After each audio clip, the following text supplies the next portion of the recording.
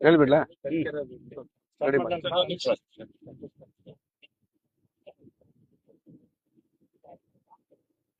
ತರೀಕೆರೆಗೆ ಸಂಬಂಧಪಟ್ಟಂತ ರಾಷ್ಟ್ರೀಯ ಹೆದ್ದಾರಿಯ ಅಂದ್ರೆ PWD ರಸ್ತೆಯನ್ನ ರಾಷ್ಟ್ರೀಯ ಹೆದ್ದಾರಿ ಅಂತ ಏನಿದೆ ಆ ರಸ್ತೆಯಲ್ಲಿ ನಾನು ನಿಂತಿದ್ದೇನೆ.